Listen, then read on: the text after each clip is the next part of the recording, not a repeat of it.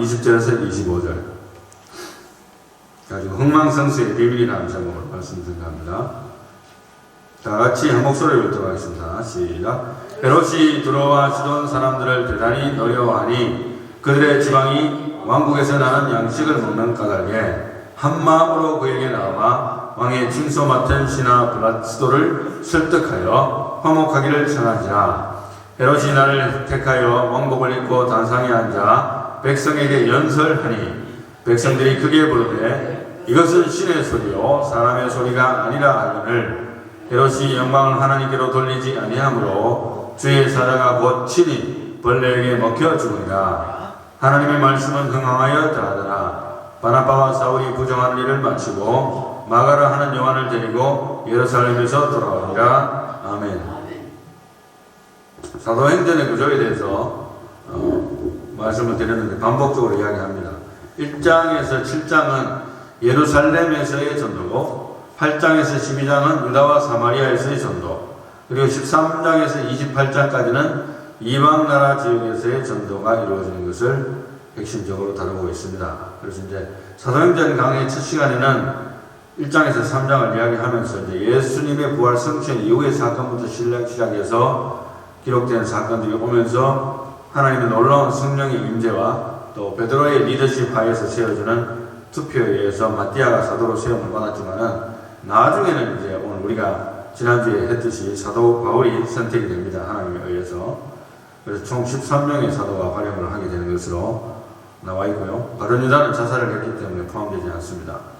그리고 사도행전 이제 7장에서 우리가 이제 2주 전에 주일 성경 본문에서도 스데반이 복음을 전하다가 직격탄을 유대인들에게 날린 관계로 이를 말면서 그 사람이 달려들어가지고 스데반을 돌로 쳐 죽이고 그렇게 해서 최초의 이제 대담한 스데반 집사의 승거가 나타나는데 이걸 계기로 본격적으로 이제 유대인들이 예수 믿는 사람들 핍박을 하고 죽이기를 달려들었는데 그 중에 뜸들한 인물 중에 하나가 사울이었죠.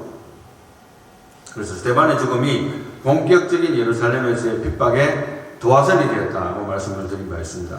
그리고 이제 지난주에는 이제 하나님이 택하신 그들을 치라는 제목을 설교하면서 사도 바울을 예수님께서 직접 만나셔가지고 네가 핍박하는 예수다 이렇게 하면서 만나셔가지고 그가 뒤집어져서 사도가 됩니다. 그래서 모든 성도는 하나님이 택한 그릇이다 이렇게 말씀을 증거한 바 있습니다. 근데 그 위에 이제 9장부터 12장까지도 역시 우리가 사마리아 지역에서 전도잖아요.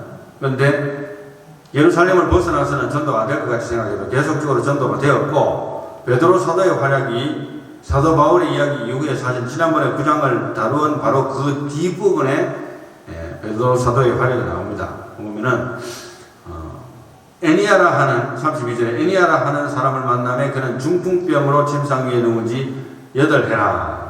그런데 이제 베드로가 가서 애니아야 예수 그리스도께서 너를 낫게 하시니 일어나 내 자리를 정돈하라. 이렇게 하니까 벌떡 일어나서 그가 고침을 받고 그래서 사실 오랫동안 병을 앓아가지고 8해, 그러니까 8년이죠. 8년 동안 병을 앓았기 때문에 사람들이 그걸 보고 다 예수를 믿는 사람들이 많아졌어요. 증거가 있어서. 그리고 또 이제 베드로 사도가 욥바의 다비다라 하는 여제자가 있으니 9장 36절 그 이름을 번역하면 돌아가라. 선행과 구제하는 일이 심히 많다. 이 사람이 이제 병이 들어가 죽게 됐습니다. 그런데 이제 사람들이 와서 베드로 사도가 근처에 있다는 이야기를 듣고 요추 간청해가지고 데리고 가가지고 39절을 보면 모든 과부가 베드로의 곁에 서서 울며 도로가가 그들과 함께 있을 때에 지은 속옷과 겉옷을 다 내버리기를 베드로가 사람을 다 내보내고 무릎을 꿇고 기도하고 돌이켜 시체를 향하여 이르되 다비다야 일어나라 하니 그가 눈을 떠 베드로를 보고 일어나왔는지라. 이렇게 죽은 자가 살아나는 기적도 하나님께서 이루어 주셨어요.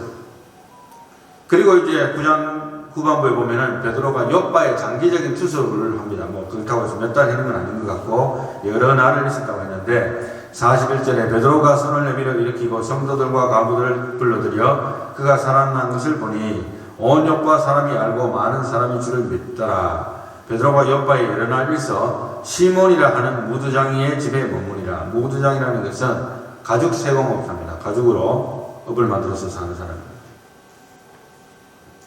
그리고 이제 9장이 이제 그 이야기가 거치 베드로의 활약이 잠시 첨가가 되어 있고요. 왜냐하면 이 사도행전에서 가장 큰 활약을 했는 인물이라고 한다면 아무래도 베드로 사도와 사도 바울입니다. 다른 사도들도 물론 활약을 했는데 이 큰 흐름에 두 물줄기가 있다면 베드로 사도, 사도 바울 이야기가 거의 뭐 대부분을 장식한다고 봐도 과언이 아닙니다. 오늘도 역시 베드로 사도 이야기인데 10장은요. 10장이 왜 중요한가 하면 10장과 11장이 왜 중요한가 하면 구약과 신약을 잇는 교양 역할을 하는 장이다. 이렇게 여러분들에게 일단 무조건 이야기를 하고 시작할까 하는데 이게 무슨 말이냐 들어보시면 알겠지만 구약과 신약을 연결시켜주는 연결고리 역할을 하는 교양 역할을 하는 것이 바로 사도행전 10장과 11장입니다. 그런 의미에서 굉장히 중요한 거예요. 오늘날도 이것을 잘못 해석하고 이것을 받아들이지 않고 이것을 간과하기 때문에 많은 사람들이 구약화된 신앙을 하는 사람들이 있어요. 구약화된 신앙을. 우리는 신약 시대에 살았고 신약 이후에는 모든 것이 재해석이 됐는데 거꾸로 돌아가는 사람들이 있어요. 그렇게 하지 말라는 것을 보여주는 아주 좋은 샘플이에요. 그래서 여러분들이 구약화되어 가는 사람들을 만났을 때는 사도행전 몇 장? 10장, 11장을 이야기하면 좋아요. 백부장 고넬료와 사도 베드로의 이야기인데 가이사랴 고넬료라 하는 사람이 있으니 이달리아 부대라 하는 군대의 백부장이라 경건하여 온 지방과 들어 하나님을 경외하며 백성을 많이 구제하고 하나님께 항상 기도하더니 환상 중에 밝히 보매 하나님의 사자가 들어와 이르되 고넬료야 내 기도와 구제가 하나님 앞에 상달되어 기억하신 바 되었으니 사람들을 요바에 보내어 베드로라 하는 시몬을 청하라. 이렇게 환상 중에 천사가 계시를 줍니다. 그러니까 이제 이미 지금 베드로는 요바의 무주장이 시몬의 집에 유숙을 하고 있는데 이제 거기에 사람을 보내가지고 불러오게 됩니다. 그런데 이제 베드로 입장에서는 컨포메이션이 없는 상황인데 베드로도 기도하고 있는데 시장하에서 먹고자 하면 사람들이 준비할 때에 황홀한 가운데서 하늘이 열리면서 환상을 보게 돼요. 베드로가 그 환상에 보면 땅에 있는 각종 네 발 가진 짐승과 기는 것과 공중에 나는 것들이 있더라. 또 소리가 있으되 베드로야 일어나 잡아 먹어라. 주여 그럴 수 없나이다. 속되고 깨끗하지 아니한 것을 내가 결코 먹지 아니하였나이다. 이렇게 하니까 하나님께서 깨끗게 하신 것을 내가 속되다 하지 말라. 핵심 포인트입니다. 내가 깨끗하게 한 것을 너는 속되다 할 수 없다. 내가 깨끗하게 했다는 거예요. 이전의 모든 룰들이 깨지는 순간이에요. 그런데 이 똑같은 환상이 3번 반복이 됩니다. 3번이 반복되고 나서 그 그릇이 이제 하늘로 쫙 올라가는 거예요.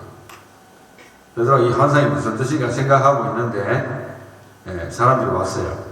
고넬료가 보낸 사람들이 왔는데 베드로가 그 환상에 대해서 생각할 때에 성령께서 그에게 말씀하시되 두 사람이 너를 찾으니 일어나 내려가 의심하지 말고 함께 가라.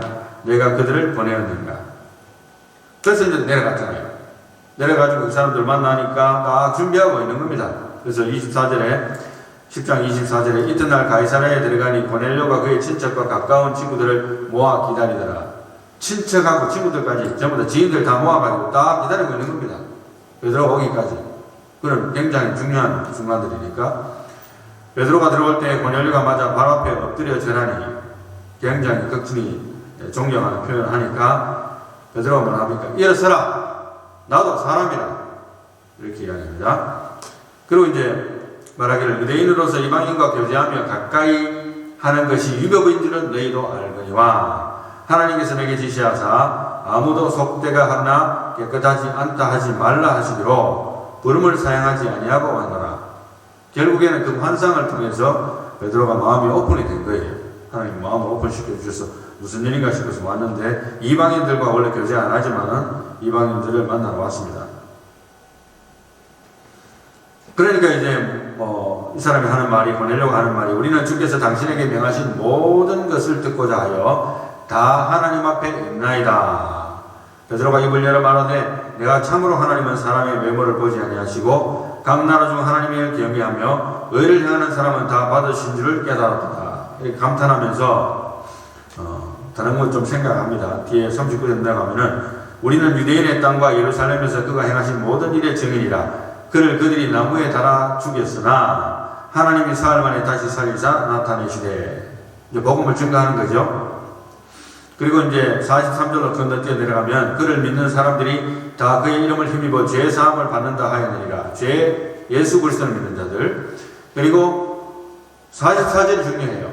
44절이 베드로가 이 말을 할 때 성령이 말씀 듣는 모든 사람에게 내려오시니, 말씀을 듣는 모든 사람에게 성령이 내려오시는 거예요. 말씀을 증거하는 거예요.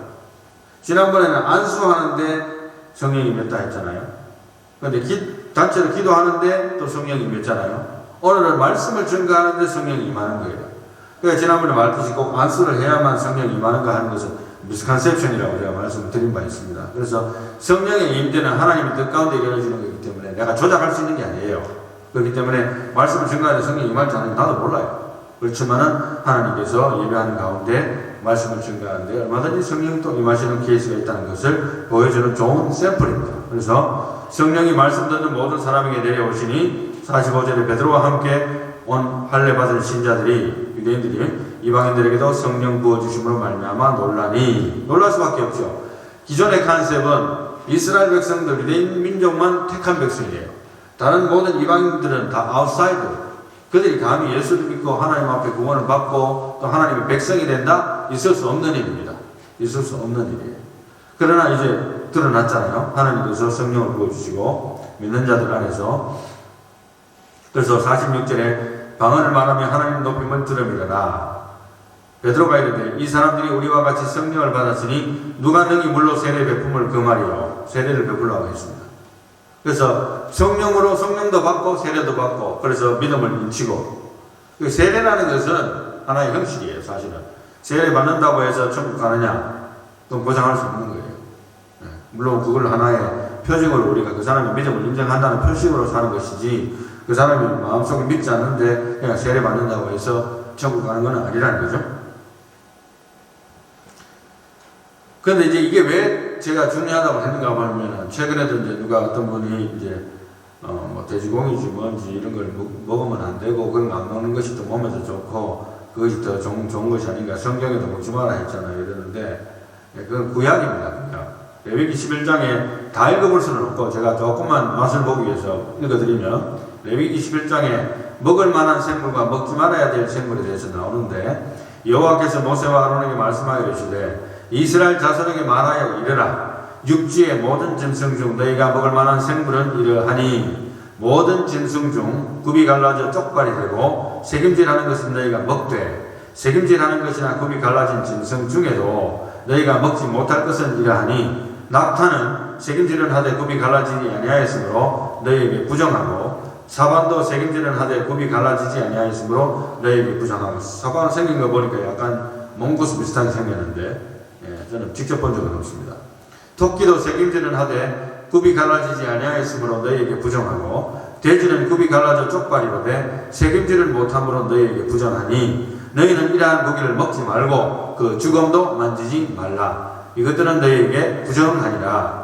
물에 있는 모든 것 중에서 너희가 먹을 만한 것은 이것이니, 그러니까 쭉 나옵니다. 비늘 있는 것은 너희가 먹되, 물에서 움직이는 모든 것과 물에서 사는 모든 것, 곧 강과 바다에 있는 것으로서 지느러미와 비늘이 없는 모든 것은 너희에게 가져한 것이라. 이렇게 쭉 나와요. 새 종류도 나오고 뭐 온갖 게 다 나옵니다. 그런데 제가 다 생략을 합니다. 핵심 포인트가 뭐냐면, 이 성경 구절을 오늘날 그대로 적용해서 나도 이거 안 먹어야 되겠네, 이것은 지나칠 정도로 구약적일 뿐만 아니라 사실은 잘못된 컨셉이에요. 왜냐하면 이 핵심 포인트는 뭐냐면, 사도행전 10장의 핵심 포인트는 뭐냐면, 구약의 의식법은 폐지가 됐다는 겁니다. 먹고, 이런 거는 먹고, 어떤 거는 먹지 말아야 되고, 하나님 앞에 제사를 이런 식으로 드려야 되고, 저런 식으로 돼야 되고, 향은 어떻게 피워야 되고, 고기는 어떻게 태워야 되고, 이런 모든 법칙들은 다 폐지가 된 것이요. 누구를 통해서? 예수 그리스도가 오시면서 모든 것은 폐지가 됐습니다. 하나도 따를 이유가 없어요. 왜 이것을 따르라도 지옥 간다고는 말하지 않아도 왜 이것을 따르는 것이 굉장히 이단시 되거나 우리가 경계해야 된다는 건 뭐냐면, 우리가 구약화되어지고 예수 그리스도의 십자가를 디그레이드 시킬 염려가 있기 때문에, 예수 그리스도의 십자가의 탑 오브 더 탑이잖아요. 근데 다른 모든 부수적인 것들이 이제 그림자가 다 지나가는데 그걸 붙들고 앉아있는 거예요. 지금 제사한다고. 예? 제사법 붙들고. 내가 이거 먹으면 내한테 부정한데. 뭐가 부정해요? 뭐가 부정해요? 무엇이든지 믿음으로 먹으면 아무것도 부정한 거 없습니다. 그것이 핵심 포인트입니다. 그래서 의식법과 제사법은 폐지가 되었습니다. 예수 그리스도의 십자가를 통해서. 할렐루야. 그러나 이제 폐지가 안 된 게 있어요. 그것은 십계명과 같이 도덕법과 신앙은 폐지가 안 됐습니다.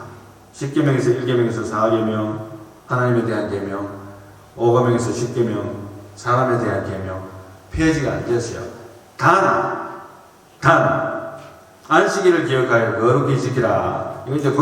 이게 이제 사탄이 걸고 넘어지는 거예요, 오늘날. 그래서 안식일은 토요일이니까 토요일날 뭐 해야 된다. 십계명에 있잖아. 이래 나오는 거예요. 그래서 제가 이제 말씀드립니다.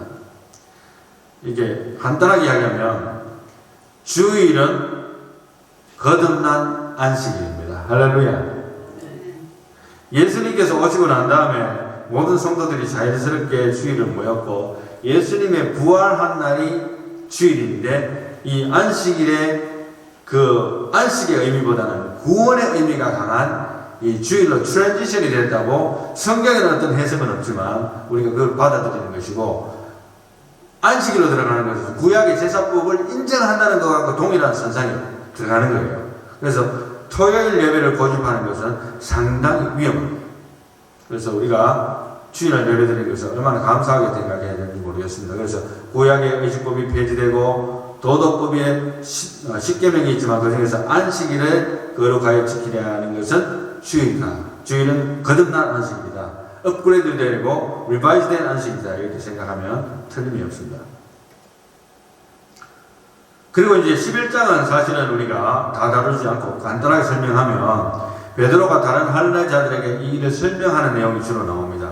이제 2절 보면 베드로가 예루살렘에 올라갔을 때에 할례자들이 비난하여 이르되 내가 무할례자의 집에 들어가 함께 먹었다. 유대인들이 있을 수 없는 일을 했네. 그건 우리 법에 어긋난다 이거예요. 그렇게 그때 당시로는 이 트랜지션 타임이기 때문에 사람들이 구약과 신약의 어떤 뚜렷한 어떤 이 과도기였기 때문에 뚜렷한 구분이 없어요. 오늘날도 헷갈리는 사람이 있는데 과도기에 있기 때문에 사람들이 그렇게 오해를 했는데 거기에 대해서 베드로가 자기가 꾼 환상과 하나님의 설명 또 거기 가서 사람들이 성령 받은 거 자세하게 설명을 해주는 이야기를 합니다. 그리고 이제 그 뒷부분에 19절에 보면은 이렇게 기록되기를 스데반의 일로 일어난 환란으로 말미암아 흩어진 자들이 베니게와 구브로와 안디옥까지 이르러 유대인에게만 말씀을 전하는데 왜? 유대인만 구원받는다고 착각하기 때문에 다른 사람들한테 감히 전도한다는 생각을 못하는 거예요. 그때 당시는 우리가 이해할 만합니다. 그렇게 생각하시면 돼요. 그 다음에 이제 그러나 20절에 그 중에 구브로와 구레네 몇 사람이 안디옥에 이르러 헬라인에게도 말하여 주 예수를 전파하니 이방인들에게도 몇몇 사람들이 전파하기 시작했어요. 이제 그런 일이 생각하니까 주의 손이 그들과 함께 하심에 수많은 사람들이 믿고 주께 돌아오더라. 예루살렘 교회가 이 사람들의 소문을 듣고 바나바를 안디옥까지 보내니 그리고 24절에 바나바는 착한 사람이요 성령과 믿음이 충만한 사람이라 이렇게 기록되어 있습니다. 그리고 이제 바나바와 사울이 만나게 됩니다. 그래서 거기서 안디옥 교회가 부흥하게 되는데요. 25절에 11장 25절에 바나바가 사울을 찾으러 다소에 가서 만남에 안디옥에 데리고 와서 둘이 교회에 1년간 모여 있어 큰 무리를 가르쳤고 제자들이 안디옥에서 비로소 그리스도인이라 일컬음을 받게 되었더라. 명예로운 이름이에요. 거기서부터 예수 믿는 사람들이 그리스도인이라는 칭호를 받게 된다 했습니다. 그만큼 집중적으로 1년 동안 하나님 말씀을 증거한 가운데 많은 사람들이 열매를 맺게 되었습니다. 그때 선지자들이 예루살렘에서 안디옥에 이르니 이때는 여러분들이 좀 이해를 해야 되는 것은 오늘날은 선지자가 사실은 하나님이 보낼 수는 있어요. 그렇지만 선지자 시대는 아닙니다. 선지자 시대는 아니에요. 그래서 선지자가 없는데 사실은 거의. 그런데 그때 당시로는 구약에서 신약으로 넘어가는 시대에는 선지자가 있었어요. 하나님의 직통계시. 선지자가 할 때는 선지자의 조건이 뭡니까? 하나님의 직통계시를 받을 수 있는 사람이어야 돼요. 그냥 성경 말씀 읽고 해석하고 이런 게 아니고 하나님의 메시지를 주고 그것을 그대로 전달하는 거예요. 근데 그것이 경험이 있어야만 그 사람이 선지자로 인정이 됩니다. 그래서 아가보라 하는 사람이 한 사람이 일어나 성령으로 말하되 천하의 큰 흉년이 되리라 하더니 글라우디오 때에 그렇게 되니라. 제자들이 각각 그 힘대로 유대에 사는 형제들에게 부조를 보내기로 작정하고 이를 실행하여 바나바와 사울의 손으로 장로들에게 보내니라. 아름다운 헌금을 전달하는 이야기가 나오게 됩니다. 그리고 이제 오늘 본문 말씀에 접근하기 위해서 12장이 이제 가게 되는데요. 12장까지가 사마리아 전도가 되는데 헤롯의 박해 이야기가 나와요. 헤롯의 박해. 그래서 헤롯이 2절에 보면 12장 2절에 보면 요한의 형제 야고보를 칼로 죽이니 이제 유대인들이 이 일을 기뻐하는 것을 보고 베드로도 잡으려 할세 때는 무계절이라 잡음에 오게 가지고 잡았습니다. 야고보도 죽이고 베드로도 잡아서 뭐 하려고 잡았겠어요? 이제 죽이려고 잡은 거예요. 그런데 전사가 나타나가지고 베드로를 빼내버립니다. 교회는 그를 위해서 간절히 하나님께 기도하더라. 그 전사가 인도에서 베드로가 나오고 이하 구절은 잠시 생략을 하고 넘어가면 12장 20절 이제 본문 말씀이 됩니다. 헤롯이 두로와 시돈 사람들을 대단히 노여워하니 그들의 지방이 왕국에서 나는 양식을 먹는 까닭에 한 마음으로 그에게 나와 왕의 침소 맡은 신하 블라스도를 설득하여 화목하기를 청한지라. 이제 베드로를 죽이려다가 실패를 했던 이 헤롯이 열받아가지고 파수꾼들 다 죽이려 했어요. 다 죽이려 하고 헤롯은 이제 권력욕을 가지고 있는 그런 사람인데 이 사람은 이제 BC 37년에서 BC 4년까지 유대를 다스린 헤롯 대왕, 즉 헤롯 1세의 손자로서 헤롯 아그리파 왕으로 불리는 사람인데 주 37년에서 44년간 유대 왕으로서 통치를 했다고 알려져 있습니다. 그는 로마 황제로서 교육을 받았고 글라우디오 황제가 로마에 등극하는 데 공헌해서 유대 땅을 다스릴 권한을 부여받은 분봉왕이 되었습니다. 권력이 생긴 거죠.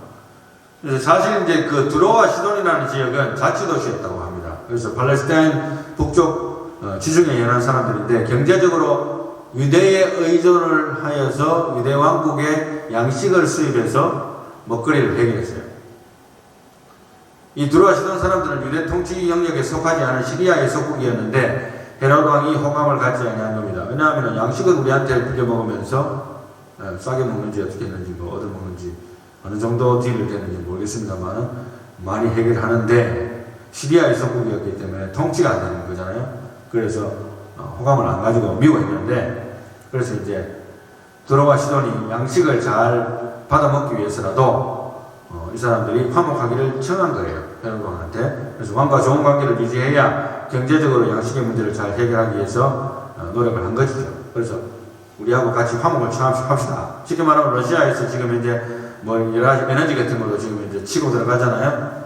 그러면은 뭐 보니까 우크라이나에 있는 에너지 뭐 전기 이런 발전소 같은 거를 집중적으로 파괴시키고 해서 뭐 30%인가 20%인가 40%인가 데미지가 났다 이런 것을 제가 한 일주일 전에 보았는데요.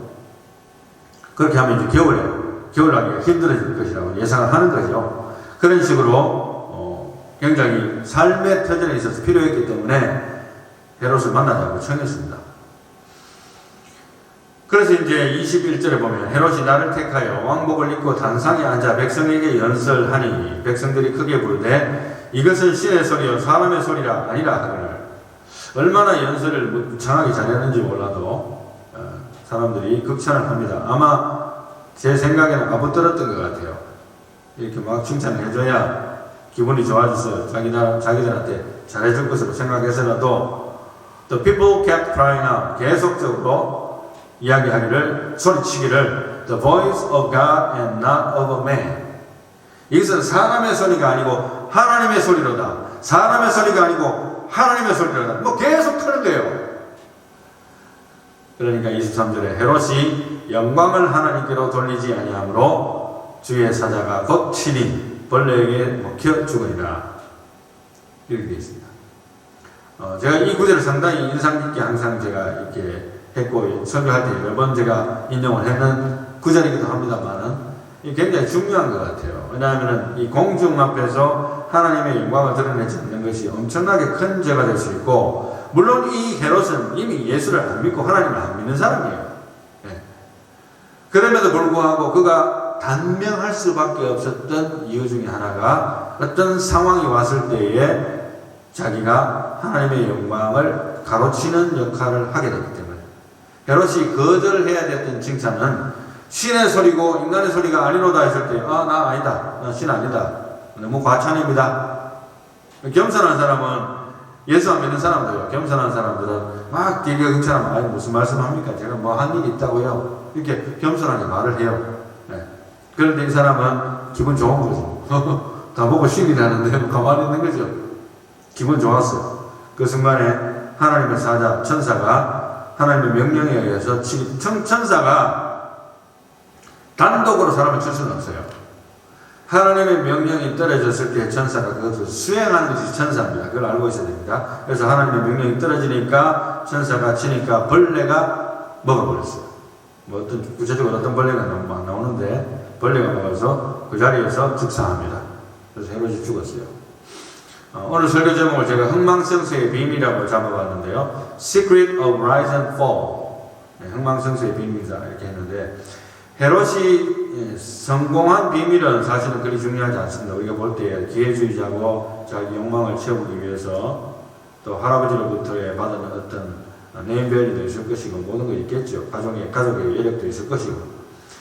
이제 성공한 비결은 그리 중요하지 않은데 왜냐하면 누구나 성공할 수 있는 원이나 시기가 그게 선한 동기에 의해서든 뭐 나쁜 동기에 의해서든 일시적이든 뭐 성공을 할 수 있는 위치에 오를 수 있는 것은 역사가 증명해요. 역사가. 저 사람 나보다 못한데 왜 저렇게 성공했지? 뭐 나름대로 이유가 있는 거예요. 네. 그래서 뭐 성공한 거예요. 일단은 성공한 것이 보이는 것일 수도 있고. 그런데 나도 성공하고 싶어라고 생각하는 것은 죄가 아닙니다. 네. 그것은 죄가 아니에요. 그러면 그 성공을 오래 유지하고 싶은가 하는 생각도 건전한 생각이니까 예스. 그죠? 아니 내가 성공했는데 다시 실패자가 되고 싶습니다 하나님. 이렇게 기도할 사람 누가 있겠어요? 그죠? 헤롯을 포함해서 여기에 자기가 잘 나가고 있으니까 좀 더 많이 권세를 누리고 싶겠지요 사실. 그런데다가 사람들이 막 칭찬하고 자기가 권력을 가지고 있는 데다가 아부를 떠니까 너무 기분이 좋은 거예요. 하나님의 소리라고 신의 소리라고까지 해도 뭐 그런가 보다 나 기분 좋네. 그런데 왜 그 성공이 그리 오래가지 못하는가 하는 것은 영광을 하나님께 돌리지 않기 때문이라는 것을 오늘 본문 말씀이 보여주고 있습니다. 심지어 예수를 믿지 않은 자라도 공식 석상에서 하나님의 영광을 가로채는 위치에 서가게 된다면 그 사람은 단명할 가능성이 높아집니다. 아니면 그 사람의 성공이 짧아질 가능성이 높아집니다. 왜? 공중 앞에서 하나님의 영광을 드러내지 못했기 때문에 자기 혼자 속에서 마음에 자기 방 안에서 그죠? 방 안에서 내가 나는 너무너무 행복해 나는 너무 위대해 알게 뭐예요 사실은. 하나님도 싫어하시겠지 물론 예수 안 믿는 사람이라면. 그렇지만은 뭐 공중 앞에서 많은 사람들 앞에서 그렇지는 않았잖아요. 그런데 수많은 사람들 앞에서 내가 하나님의 영광을 가로채는 위치에 있을 때는 상당히 그 사람의 성공은 위태하게 됩니다. 그것이 성경적이라는 거죠. 믿지 않는 사람에게도 역시 하나님은 처벌을 하시는 경우가 있다는 것을 보여주는 아주 좋은 샘플입니다. 그래서 24절에 본문 말씀 뒤에 보면은 바로 9절 바로 24절에 하나님의 말씀은 흥망하여 들어가더라. 헤롯은 죽었지만 하나님의 말씀은 계속 성장하는 거예요. 탄압에도 불구하고 또 그 탄압했던 헤롯은 하나님이 또 죽이셨어요. 그런데 어찌됐든 하나님의 말씀은 흥망하더라. 흥망에 대해서 김동원 목사님이 설교하신 걸 제가 들어보니까 이분이 이제 제목을 이렇게 붙여놨더라고요. 젖은 아궁이의 불때기. 이게 말씀의 흥망이래요. 이게 말씀이 흥망하기가 힘들다는 거예요. 자기 목회 경험상. 이분은 이제 1000명 넘는 교회를 목회하시고 지금 리타이어 하신 분인데 어찌됐든 간에 이분이 경험상, 목회자로서 경험상 말씀의 흥망이 힘들다는 겁니다. 그래서 처음에는 물이 묻은 그 외에다가 아궁이에다가 계속 불을 붙이도 계속 꺼지잖아요. 그럼 또 붙이고 하다 보면 이제 약간 드라이가 되면서 나중에 비로소 마침내 불이 붙기 시작하는데 그 시간이 굉장히 오래 걸린다는 얘기합니다. 그만큼 말씀의 경황을 위해서 우리가 기도와 부흥을 위한 끊임없는 노력이 인내가 필요하다.